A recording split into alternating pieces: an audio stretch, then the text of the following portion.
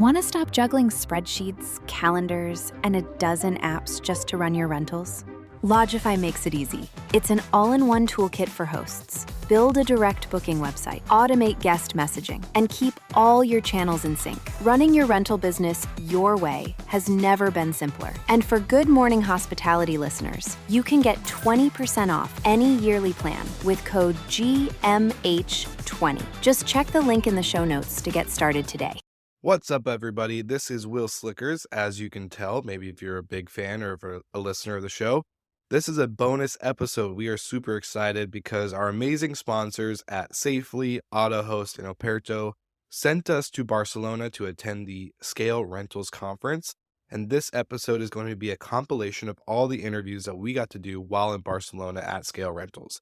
And also a big thank you to Damian Sheridan and John Paulo, who put together this amazing conference. We had so much fun and took so much away getting to talk to operators who are just really scaling and taking this concept of scaling beyond more than just inventory, but scaling their operations, scaling their team, scaling their tech.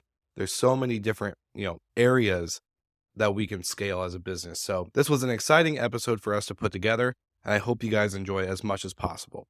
So check all the people and guests that we had in this episode in the show notes, and make sure you give them a like, a subscribe, a follow, all the above, as they are growing their business and, of course, continue to operate in this amazing industry. We hope you guys enjoy this episode.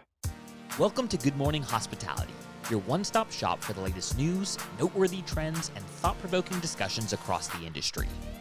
From hotels and short-term rentals to all things travel and hospitality, you'll find each episode equips you with the information that you need to start your week. Join us on Good Morning Hospitality every Monday, wherever you get your podcasts. Hi, everyone. This is Brandy Canali with Good Morning Hospitality. We're here at Scale Rentals in Barcelona, thanks in part to our wonderful sponsors from AutoHost. So in my day job as COO of Romy, we deal with quite a bit of fraud. We're in some party markets, and chargebacks are a reality that a lot of us have to deal with. And since we started using AutoHost, that has almost completely disappeared. In April of last year, we had over $17,000 in chargebacks from fraud from our direct bookings alone. And this year in April, we had 0. So those numbers speak for themselves. If you are struggling with fraud and dealing with fraudulent guests, you absolutely have to check out AutoHost. Here we are at Scale Rentals with Megan. So why don't you introduce yourself and tell us where your company is and how many properties you have, that kind of thing. Yeah, so my name is Megan and I work for the Jackson Hine Property Group. We currently manage 26 properties in Manchester City Centre predominantly. We don't want to scale outside of Manchester just yet. We've got enough on the market just there. My current role is head of office / head of operation. Wonderful. Awesome. So you attended our session that we did with Steve Davis and Brandy as we balanced the side of scaling your operations and scaling your tech. So for a lot of our audience that listens to this show, they're very much the US based operators, and we have our own sets of challenges. But I would love to know from your perspective, as you guys are scaling, and you specifically said you're trying to stay in Manchester. So give us some of the challenges that you guys face when it comes to scale, tech, operations, and also staying in one geographic. All the above. I mentioned in the seminar was basically one of the biggest things that we are facing when scaling is tech. We find that we're predominantly, not to judge age, but we're predominantly quite the same generation of this younger generation of being quite tech savvy, having all of these things that will make our life easier. But the hardest thing that we are finding is that a lot of our guests aren't very receptive to that almost. So I think we'll have guests and they won't even click a link to download some check-in instructions. And they're like, what's this? Why are you taking me away from Airbnb? Yeah. Why are you taking me away from these things? So that's something we're really struggling with. But I think, as you said, Brandy, that's just people will catch up. And I think we are moving into a world where you do have to catch up a little bit, as blunt as it is. So that's something that is one of our biggest troubles. Another one being, though we are predominantly just in Manchester, we very much advertise across a lot of platforms. So we are still advertising to US customers. Predominantly at the moment, we've got a lot of people coming over from Asia because we dabble in the ultra luxury scene. Yeah. We do have a lot of Asian students coming over to come and stay with us for full terms, full years. So that's a big lot of our audience at the moment. And it was funny because I was speaking to Guesty and they said he himself as an Asian person, he said that they like to just step away. They don't want to be spoken to. They just turn up at the door on the day and they confused with what's going on, and they message you like, I'm at the door, how do I get in? And again, that's another thing what we're struggling with tech, is that these culture differences, these generational differences that can be hard to navigate sometimes. And I think that's where we're at. So you're talking about the ultra luxury or luxury side of things. And so at Romy, we're like a little bit below the ultra luxury. I would say like a 4-star property, 3.5 for some of them. So what do you find are the difficulties with having a higher end product versus having something that's a little bit more low key? So I think the biggest thing that we struggle with at the moment is though we are ultra luxury, we don't want to gatekeep the ultra luxury. So we still want to make it very accessible to your average consumer. So I think with prices, though they probably are on the higher end, things like our deposit, we try and keep low. So people are spending £600 on, say, one night, but then our deposit's only £250, and still that we still get complaints on. With that, obviously keeping that deposit quite low, we do get people who come and cause this mess, cause this damage, and then they basically say, I'll give an example. We've just recently had a light shade break. A guest broke a light shade. And we took his $250 deposit because that's what it cost for a replacement. That's what it cost us. And he was like, there's just no way it costs that much. We were like, that's what you're paying for. It does pay that much. I feel that pain. So I do. That's a really big one. And I think maybe because we're in that weird place where we are ultra luxury, but we are still making it accessible, we're finding that hard balance of not really showing our audience almost in a way. Because we want to keep, Manchester's not an ultra luxury city. It's a beautiful city, but it's not. We're not getting the rich, the famous, those kind of people in Manchester.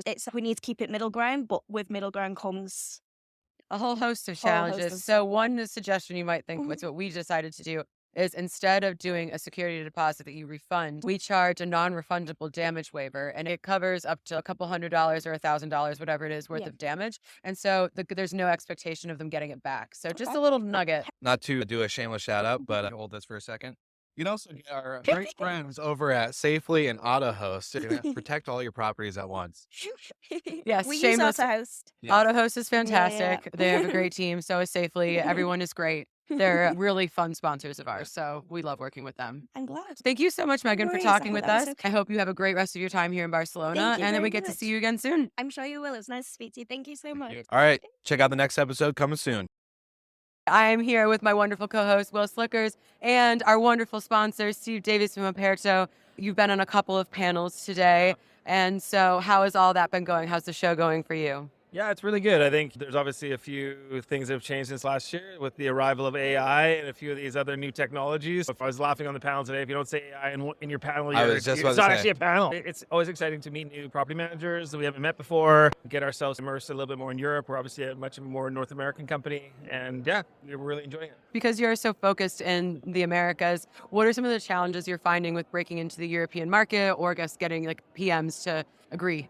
Yeah, the way that you sell to Europeans is totally different. So very much relational, get in front of people, knock on doors, literally drive your car around and meet the property managers. Whereas in the US, you can sell stuff over Zoom to them and they don't actually never need to shake your hand. So Americans, we just love to buy stuff. Totally. So I think fundamentally it's just a different way to approach finding customers. But at the end of the day, it doesn't matter where you live. It's all about relationships with humans. I have a question for you. Since you have been on so many panels, and you and I have been on both of them together, I would love to know your thoughts just in the overall conversation. I know, like, outside of the panels that we've been on, what do you think the biggest trend or theme is going to be for scale rentals when it comes to the European operators and conversations being had today? Yeah, I think a lot of these folks are really trying to figure out how they can go from 5 to 50 to 100 and get obviously and scale that way. And it's that balance between adding human capital and technology capital and trying to find that right balance and trying to figure out how they remain hospitable with their hosts without having too much tech. And it's an interesting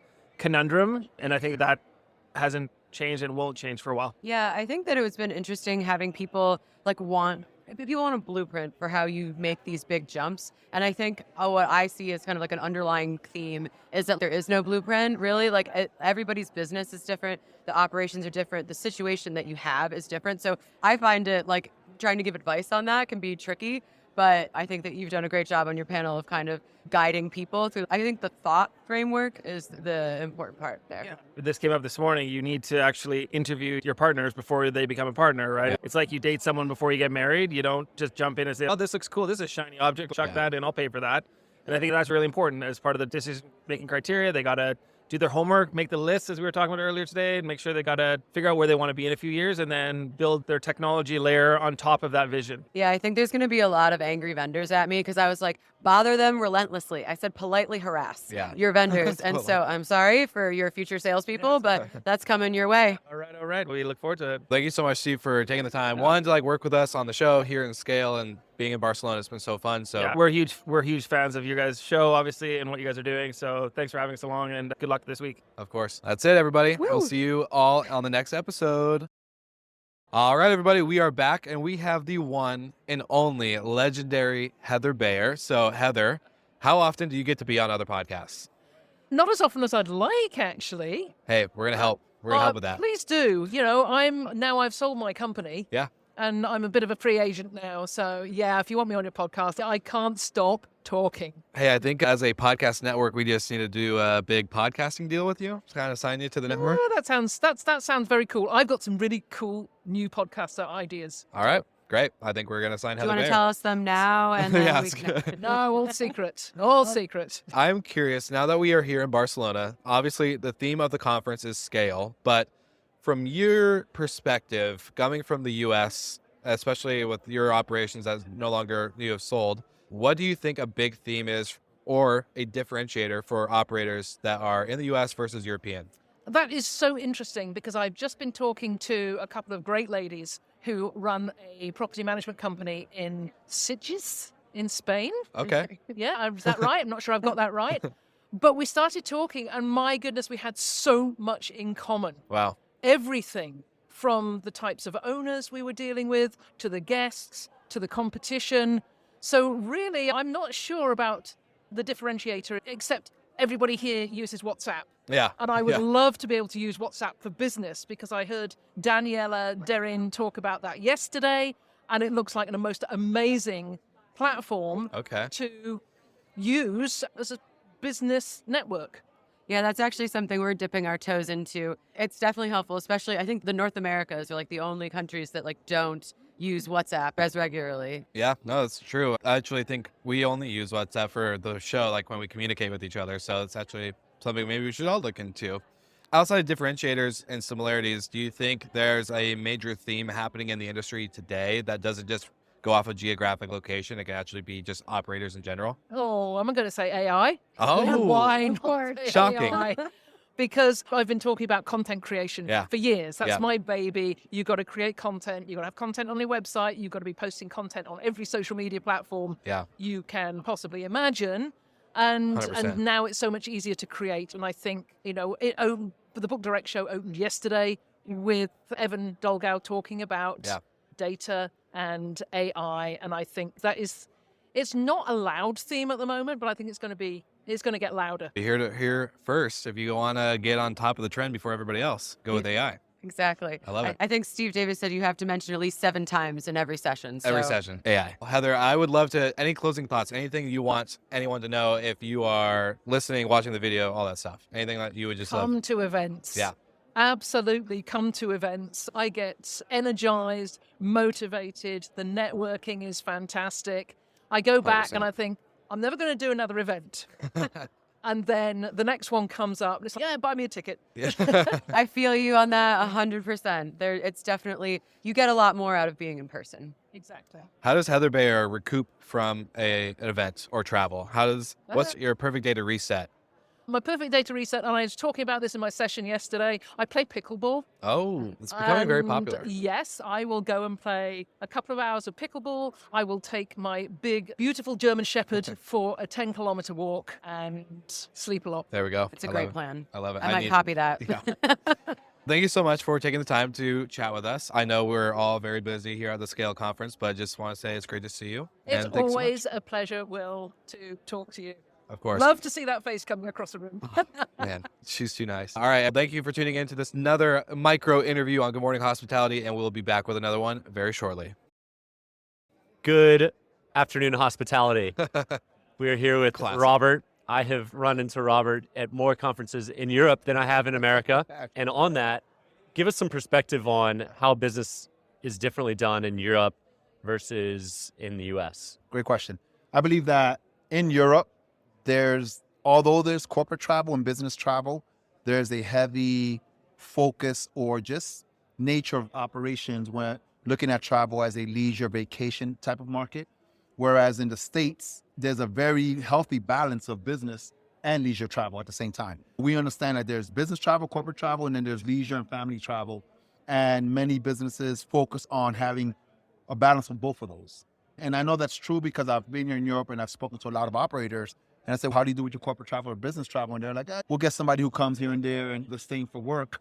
Whereas in the States, we're really focused on this is a business client. We want the client, their referral, their company. We want to see them every year that they participate. You cater every listing. You talk about internet speeds and how quiet the bedroom is. And that's just not something that's done here. Is that what you're saying? They touch on those, right? I think it's more of a sales approach. It's not just the quality of the listing. It's scraping the requests from the client, the business client, and seeing how you can expand on that listing. Hi, I'm coming for a conference. Automatically conference. Contact all the vendors who are at that conference and let them know that you have housing in that area. Who are they? Scrappy. I like it. Yeah. Hey, I'm coming with my company. Automatically, that's referrals. So that one request can become 15 people. So operators have to understand that reservations are sales. And it's not just hoping somebody makes a booking. You have to get on your P's and Q's and say, this request can lead to a massive amount of business if I do my due diligence and put my sales hat on and scrape it. And since nobody likes rejection, people don't like sales. Yeah. Deep. We're getting deep on the podcast today. I like it. What's people scared of no? Yeah, I'm guilty of that 100%. I was just talking to, I think, you guys earlier. I was like, I'm terrified of it. My question for you on, a lot of us don't really cover corporate travel. We cover a lot of stuff around like hospitality and leisure and vacations. You have been a very impressive person to watch on social media from LinkedIn and all your posts that you guys have done on how you guys have scaled so much in the last couple of years, especially during COVID. What is something that any listener today, whether they're a destination manager in the US and Europe, wherever, can apply to their business in order to attract or become a better operator for business travelers? First of all, demystify the thought of what business travel and corporate travel means. Corporate travel doesn't mean a business person that sit at your listing.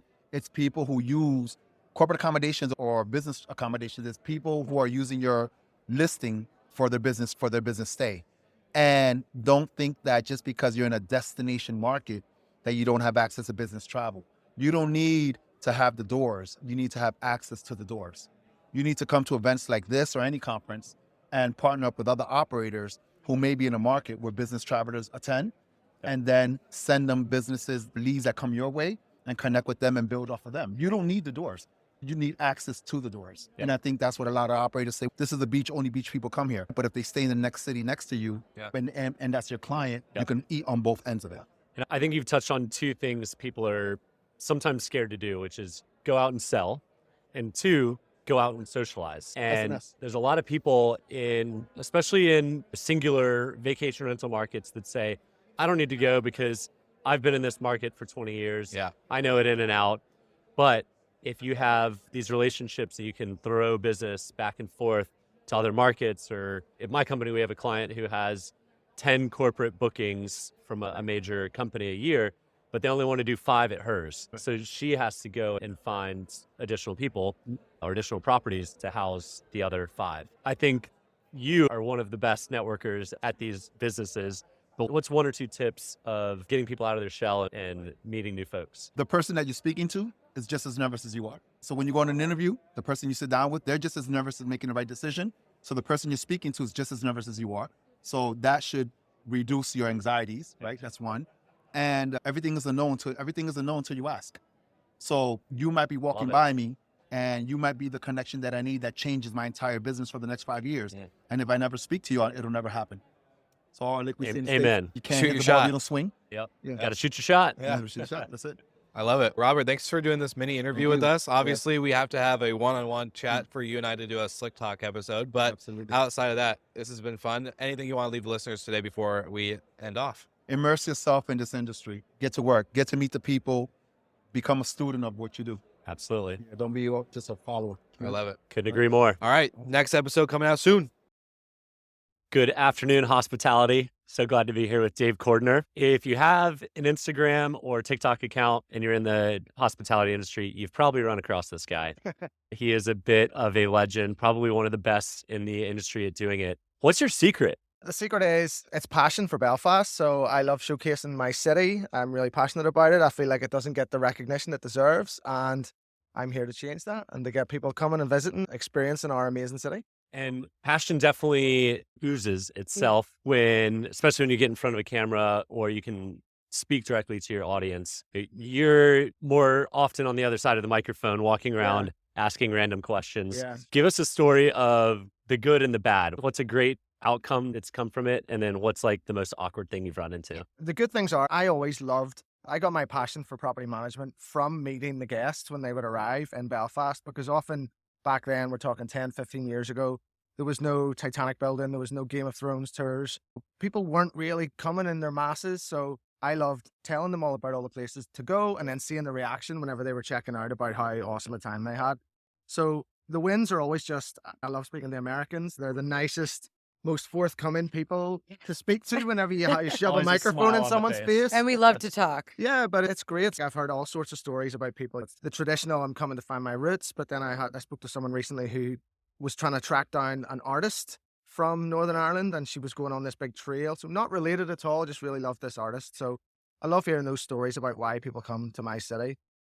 Awkward ones, there have been a few. I suppose one, so I saw a guy, and you can tell when someone isn't from Belfast, when someone is a tourist. So I approached this guy and said, "Are you a visitor visiting Belfast?" He said, "Yeah." And I got on live camera and was like, "So what are you here for?" And he was like, "Oh, I'm a refugee from Ukraine." And I was like, "Oh, okay." And this is live? We used it. We did put it out there, but I had to be I didn't say, Sensitive. "What brought you to Belfast?" Because he's like, the war in Ukraine. I was like, "So do you I enjoy don't the really want to be here. Exactly, yeah. So it was all my questions were like out the window, and yeah, I had to try and be a bit more sensitive, but he was super grateful to even have the chance to come to Belfast and was really appreciative of the welcome that they had received. Yeah.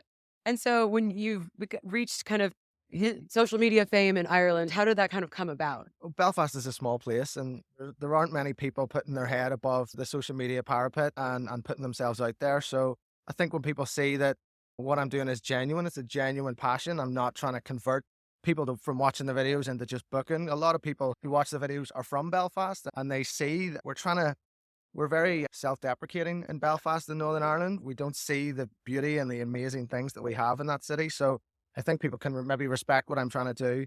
And I'm helping the tourism bodies do it for free, basically. Yeah, that helps. How long have you been at it, and have you seen dividends? I know you say you don't track it, but have you seen it pay dividends for your business? Absolutely. So I started during COVID, and I think like a lot of people who want to get in front of a camera and make videos, it's easy to put off until a rainy day. And there was no rainier day than COVID. So I thought I have to do it now. So I started, and as I said in my presentation, my first videos were, I swear on this, they were shit. But as you get better, as you keep doing it, you get slightly better and better. And yeah, there have been dividends. So we get a lot of direct bookings from our websites. We get a lot of recommendations from people who have seen our stuff and know that we're a good place to stay. But also we've grown our property portfolio based on the fact that people trust me. I'm the guy who runs the company, and I'm also the guy drinking the Guinness and interviewing the tourists. So that goes a long way in garnering trust with our clients. Yeah, I think that's a big one that in your presentation, I don't think people caught on quite as much on the supply side. Supply acquisition can actually be done by building your name, building your personal audience, as much so, if not more so, than the demand side. The demand side's great. That's why you're doing it. But as a byproduct of it, you've grown from how many properties to... Yeah, so we had 20 properties at the start of COVID, and we're now at 75. And I actually have a separate TikTok and Instagram account because the Central Belfast is all aimed at guests and visitors to the city and hospitality and things to do. But my other one, which is where a lot of the property acquisition has come from, is showing people what is possible from property management and from short-term rentals. And a lot of property investors don't really know the details of what is possible. So I educate them. I say this property makes this much. This property rents for this per night. This is our occupancy. I share our wider figures.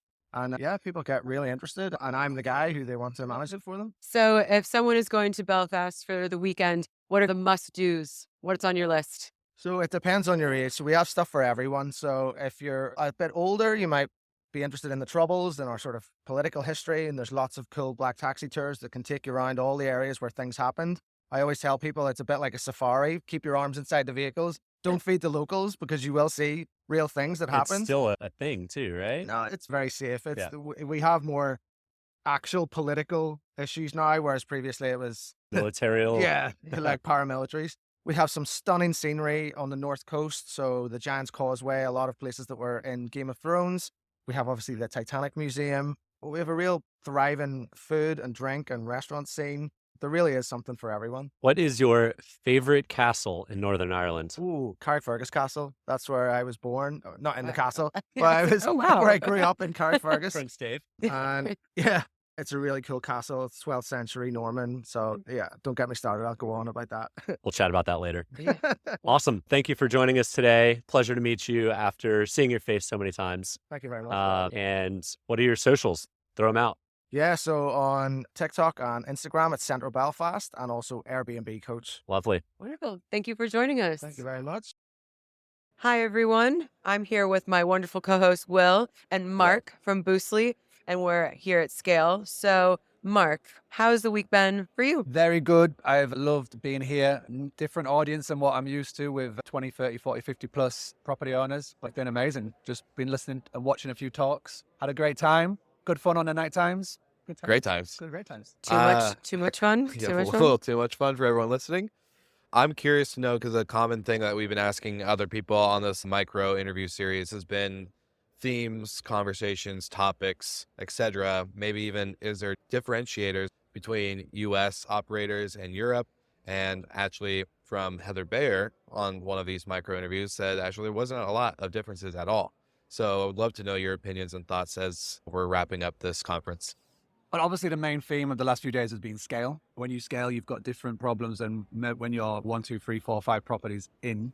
So it's been really interesting to see the conversations and the questions from the people that have been speaking. I just listened to Richard Vaughan talk about the PMS and how his visions and goals and for PMS problems and stuff, which was very interesting. And then obviously Amber earlier today was talking about recruiting. And for me, we at Boostly, we are recruiting loads. And how she talked about branding with recruiting, I was sending messages to our COO saying, hey, we should tap into this. So it doesn't just affect property managers here. I think the vendors have got as much from the property managers because I think we're all scaling, growing in our own little ways. I think it's been interesting because we've obviously gone through, at Romy, went through a big scaling period and it happened really quickly. And so it's been interesting to have people come to this event and plan their scaling and have that ability to get some wisdom. I think when we went through it, it was just a baptism by fire. So I think it's great when people can have a blueprint and also get some wisdom from people that have gone through this before. It's great. There's a lot of collaboration, and I think it's really interesting to see everybody come together. And you're right. I think the vendors also get a lot from this. I think my two biggest takeaways. Number one, you can only fit 3 people in a lift. And number 2, future Brandy. Yes. Yeah. Future Brandy. Stay tuned for future Brandy, how she's doing when she gets back to the U.S. And for the Lyft story. Mark, thank you so much for being a great friend with us, not only at Scale, but just part of HFM and everything else you do in the industry. I love getting to hang out with you in Nashville and now, of course, Barcelona. And it's just been great. And I just think what you guys are doing and how you guys are scaling and building up Boostly is super incredible. And yeah, I'm just super excited to be here with you, man. So thank you. Look at this. Little group hug. Hello, we are here with Andrew from Safely. How's it going? Going great. Barcelona's beautiful. First time in Barcelona? No, I've been here a lot. It's my favorite city in the world. Is it? Yes. All right. Yes. I got to get some tips from you. Okay. So, Andrew, I've known you for almost a decade. Can you believe that? You hung out in our office Early days. in the early days. Very early days. We've come a very long way. I didn't know you were going to make the jump into Europe. How recently has this happened? About 5 weeks ago, our highest performing person in the U.S., Heather, moved to Amsterdam to launch in the EU. She's been here 5-6 weeks, and we're about 8 weeks from getting our license. So then we can operate in all of the EU and the UK. And the business is genius because not only are you protecting the properties, but the property managers can also make a margin off of it. Can you explain a little bit about how this benefits property Absolutely. managers? Yeah. It's a really great program, mostly because everyone's protected. The guest is protected from their own stupidity, their own damage. The homeowner is protected from their liability and then anything of theirs that breaks. And then the property manager is protected because the property manager has liability because they're running the house and they're cleaning things and they're fixing things.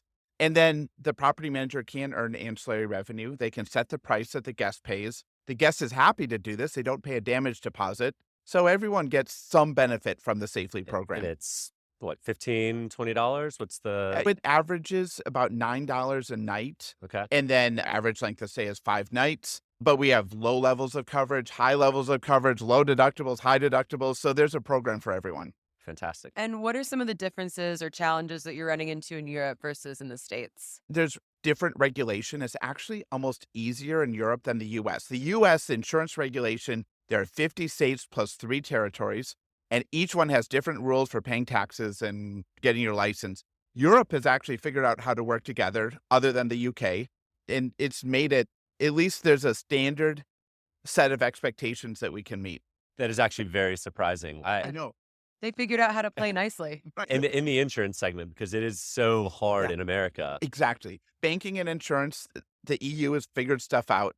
The other thing that's really different in the EU is they're just not as litigious as we are in the United States. They don't sue every time they're upset, every time they make a mistake and they want to blame someone else. So the liability cost or the insurance to cover your liability is much less because there's just not a culture of making someone else pay for all of your mistakes. So higher margins in Europe is what you're saying. Lower prices. Oh, Lower even prices. better. Even better. But what's next for Safely? Is you guys have gone through this insane hyper growth phase. I've been through that a couple of times at a couple of companies. It's a lot of fun. Everything's moving. Everything's breaking and fixing and growing. What's been the best part and the most challenging part? The best part is we've been able to bring on some great team members, and they're just, some of them are thriving and they're doing a great job. They're getting responsibilities they wouldn't have had otherwise.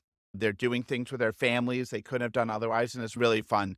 The hardest part is probably also people. It's hard to manage a lot of people, but probably overall, we're just so excited because we get really good feedback from our customers. Yep. I was able to recruit 4 more homes because I could promise them that they're going to be protected. Their home will be protected. Their family's retirement or wealth is going to be protected because of our program. And that's been the most fun part. Yeah, 100%. And the things that homeowners care about the most, how much you're going to make me and how are you going to take care of my house? Yeah, this house is my largest asset. I'm going to move here when I turn 55, 65. Yep. This is my future house. And it's valuable. And they're more passionate about it than their primary house. And it's usually a more expensive house. Exactly. They have their neighborhood, they have their community, so they stay in their normal house that they bought earlier in life, and now they have more money. They get this dream. The dream house. And then if they can rent it, they're building up a great asset, but they need that asset later on in life. I have one more question. Okay. How do I get one of these shirts? You guys rock these at Oh, every I know conference. these awesome vests. You stand out like as far away as possible, as far as the eye can see. It's genius. Played. Thank you. Good branding. Thank you. Yeah, we fix problems, and so we have our vests on. We're safety vests. Our safety vests, exactly. Right. Thank you so much for taking the time to talk to us. Thank you. Good morning, hospitality, and welcome back. We are day 2 here at Scale Rentals in Barcelona, and what a special opportunity and a guest that we have with us today. If you haven't heard of OVO Network, you're about to, but they're incredible, amazing company. I've heard of you guys. I actually knew of your dad first in 2019, 2020-ish area, and getting to meet you and see what you've done with the company, OVO 2.0, as you call it. And yeah, I would love for you to introduce yourself for any of the listeners, any of the audience paying attention today, and then we'll jump into some questions. Thank you so much for the introduction. Hi everyone, my name is Louis Andrews. I'm the director at OVO Network France. OVO Network is a high-end chalet booking platform. We have 150 properties that we manage exclusively. The key stats that I was saying, and I've been saying over the past 2 days, is that we get 75% of our bookings direct and a year-round 65% occupancy rate. So we are not just a winter destination. Because most people say, so you do ski chalets, right? And I'm like, no, we don't. We do high-end, all-around chalets. And we were there in 2021. We were. There was an event in Annecy. Yep. Absolutely most gorgeous place I've ever been. Did you grow up there? Have you lived your whole life there? How is it being raised in a place and you leave and nothing can really compare to it. Yeah, but the magic definitely does not work the same when you've grown up in that environment. Because I now live in Paris, but I go to Annecy once every 2 weeks. And I'm enjoying Annecy way more since I moved away from it, because you basically come back into that environment, especially seeing as our office, as you were at the office as well. I saw pictures of you last night at the offices a few years ago, getting a few beers down. Yeah. As one does. Exactly. That's what we're here for. And business. And yeah, so the office gives onto an amazing lake, amazing mountains. It's ideal. But my parents moved to the area when I was 4 years old. So I'm what we call a bi-native. So a bi-native is that right now I'm speaking English and you all think I'm English. Mais je pourrais vous parler en français, vous croirez que je suis français. And so obviously Said something in French. Yeah, I said something in French. So what's good about that is that we've actually got a team of people. So there's 5 of our team now, 5 of our core team are all bi-native as well. So there's like mixture in between French, English, French Americans, etc. But it's a really strong part of our company culture because we're all these young bi-native people that understand different cultures and what it's like to be from different cultures as well. So I actually want to jump into the culture piece that you and I were just talking about, kind of behind the scenes. And you were talking about how you've basically you went after a team that's young, ambitious, and just really wanting to get into the business deeply. Yeah. And how much has that really impacted inheriting a company or a business that's already set up before you to now really creating a new version? How's that been for you? Yeah, it's a gift and a curse. So you're inheriting a company that's already successful. So you're not building your inventory from the ground up. You've already got something there. However, with regards to like the structure that was in place, the protocols that were in place, there were none. Effectively, basically the way that my dad was running the business from 2008 to 2020 was around around the kitchen table. So basically his neighbor, who was just a random farmer, would be like, "Oh, I'm looking for a job. Have you got a job?" And my dad would be like, "Yeah, here's the job." And then the farmer would be our account manager, which is lovely. But when you're inheriting that, you're okay. Now I have certain people that aren't in the business to be in the business. So basically, I think the transition is from a lifestyle business to a serious business. I was talking to somebody about our revenue, a lawyer, a couple of weeks ago, and I was talking to him about like our figures and our stats and the money that's coming in, and he was like, "Oh, so you're actually a serious business?" And I was like, "Yeah." And maybe it'd be time to take yourself seriously then. So that's the thing. Wow. I like that. I like it, and that's me and the team that are here, Rafi and Jess. That's what we're trying to strive that thing forwards. Yeah. But we're reinventing ourselves and pushing things forwards, and we feel like there's huge potential for us to really tap into now as well. Yeah, I have to say, one of the cool things about the industry, there's a lot of young, fun, smart, ambitious people. And there's also the older guard who has set up these amazing lifestyle business. Yeah. It's really cool to see the transition to a younger generation. Yeah, you can feel it in the air, especially this year. I feel like you can really feel that there's like a lot more younger people that are coming in and telling the old geezers how to do things, basically. Layering on top of that, multi-generational companies often dip, but you guys are going the opposite direction. It's fantastic to see someone taking it, owning it, having the energy about it, because to scale from a lifestyle business into documentation, it takes a different mind, and the team revamping. So all of your team is bi-native, and they're all incredibly ambitious. Revamping to multi-generational businesses, bi-native people. How do you find those people? Because Annecy's not a very big place. So are you recruiting outside of Annecy or? Yeah, so that's actually one of our really big challenges is that we're not in sunny Barcelona. We're in a remote town next to Geneva. That's a great tourist destination, but not really a destination for people to go and work from. I think what's interesting is that we've got 2 ways of recruiting people. We've got a cloud team, we call them. So they're people that work remotely from all around the world. And then we've got an Annecy-based team who work from our offices in Annecy, who are our full-time employees. I have 7 full-time employees that are based out of Annecy. Their average age is 25 years old. And one thing that I find really important is like the team culture aspect of things. So to give you an idea, and this is like unheard of in France, is that like basically they're allowed to work from the office whenever they want, but from home whenever they want. It's a 4-day week. They're allowed to take as many days off as they want, as long as they're not taking the Michael. And so it's all about establishing the environment, because otherwise people wouldn't come to work in Annecy because it's a place that's a tourist destination and it's really expensive. So you have to build that up and make it part of your culture. And then what's cool is that, and this is going to sound very American of me, we're a tight-knit and so we're this really work culture, family, So weirdly, we've got a tradition now. We've done this for 3 years where our team get together. We have many, but our like anniversary team get together, which isn't even on our anniversary, is on the 5th of May. So Cinco de Mayo. And so it was 2 weeks ago. And we basically had this huge Mexican day where we ate tacos for the whole day. You are an American business. Drinking tequila. Exactly. So we try and take the best parts of the American culture whilst also taking other parts as well. And that's all about, that's by nativeness, different culture.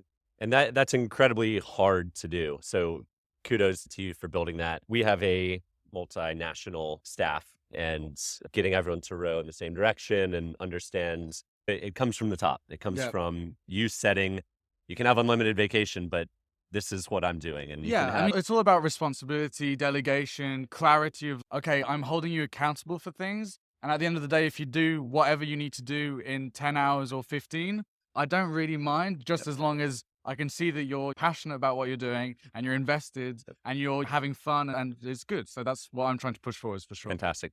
Revamping the team, taking over, putting in processes. What's the next step for OVO? Okay, so it's belief in our products, which we know is really strong. We've developed our own PMS since 2008. So we've got our own tech stack. We hardly use any third-party service providers or software providers at all, like literally hardly any at all. So we've got this really strong product. We know that if you're a owner of a mountain property and you want to make money, we are the best solution for you. I can guarantee that if you listen to us with regards to how to market your property and how to price your property, you're going to make more money with us than any other of our competitors or any other company. So now it's the next step and the next challenge is to take that kind of bravery and trust and respect in what we offer and be brave enough to go out there and say, look, hi, do you want to make money? Come with us. Telling that story. This is how good we are. And what's interesting is if you come to an event here today, obviously you're talking to loads of industry people who understand that, oh, wow, you've got your own PMS. Wow, that's amazing, blah, blah, blah. 75%. Exactly. You say that to a random owner, they're like, great. Shouldn't you get all of the bookings? Yeah.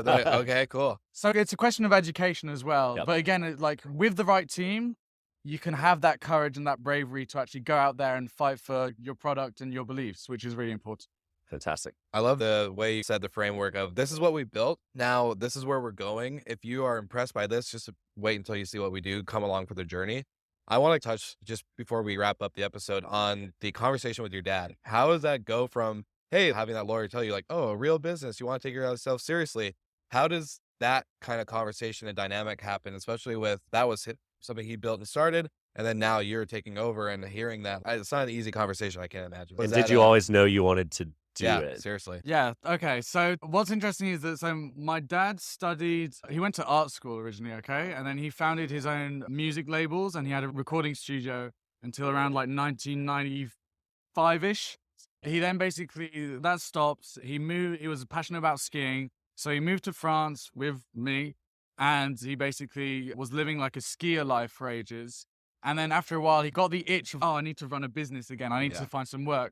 So what he actually originally did is that it just so happened that our neighbor in this like really small remote village in somewhere lost in France, our neighbor was this guy called AJ Hackett, who's the inventor of bungee jumping. Wow. Okay, like he invented bungee jumping. Terrifying. So this is our neighbor, and he says to my dad, he says to Tim, Tim, you're a tech guy, right? You like tech? And Tim was like, yeah, I've dabbled in it because of the music industry and recording and stuff like that. And so the neighbor AJ, I've got bungee jumping sites all over the world, and I really want people to be able to book online rather than booking via phone. Can you build me a booking platform, a reservation platform? So Tim originally says, yeah, fine, I'll have a try at that. He dabbles in that for 3 years, and then basically after that, I've done that, what next? And so the entrepreneur's curse. Exactly. So basically I'm like 15 at the time or 14 at the time, and this is like our brand story thing, but like we both vividly remember the day where we're like brainstorming on an A4 sheet of paper, this idea of this new business where instead of doing a reservation platform for people diving off buildings, we're doing it for the empty buildings that are surrounding us. So all these empty properties that were just cold beds is a curse, obviously. So how to fill those cold beds? And remember that this is like literally at the time where Airbnb were making cereal boxes. So it's like it was a different world. Could have scaled in a whole different way. Exactly. I'm so pissed off. So basically, we had this natural growth for a while. And I think what's cool about Tim is that he's definitely identified kind of the potential that we have. And I think he's happy. He's past retirement age as well. So I think he's just happy at this point to say, here's my baby, run with it. I entrust you with it. And I think that's something that he's really proud of, is to see us take it in stride. He did say that to me yesterday. It was nice for him to be able to say I'm able to step back and actually do some like fun things and see how passionate you are. It's got to give you confidence too. Yeah. Like it's super encouraging to hear. But then just very quickly, because you asked another question, which was like, how did I end up here? Well, I ended up not going this route at all. I studied art for 5 years, and then it was but then always working for OVO to a certain degree. Yeah. But then when COVID hit, the team obviously shrink like crazy, and there was an existential question of, do we carry on with this? And what happened is that I basically took over the crisis management role. So I dealt with all the guests and all the owners. So this is when we were getting hundreds of thousands of cancellations every day. It was horrendous. And I went the worst part of the job. Exactly, the worst part of the job. And then came out of that on the other side, where I think our 29 best months with regards to revenue and performance, our top 29 months have all been since COVID. So basically, that was okay. We've got through this. Now we're going to do what we need to do and get to new levels. And that's what we've managed to achieve. So I fell into it because of COVID, weirdly. Interesting. There's not a whole lot of people who fell into hospitality during COVID. Yeah. Mostly the other direction. Yeah, all right, last question. When do you call him Tim and when do you call him Dad? I'd never call him Dad. Absolutely never. All right. But interestingly, this has been the case since I was literally 5. Like, people at school used to say, are you adopted? Because you never call your dad, you call him Tim. So that's just, part of it. All right. There we go.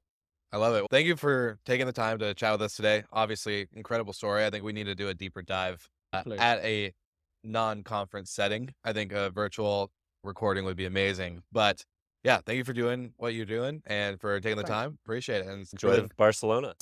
Welcome to Good Morning Hospitality, your one-stop shop for the latest news, noteworthy trends, and thought-provoking discussions across the industry.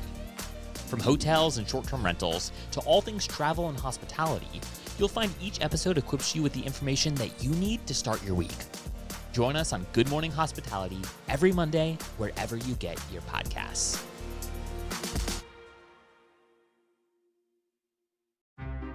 Want to stop juggling spreadsheets, calendars, and a dozen apps just to run your rentals?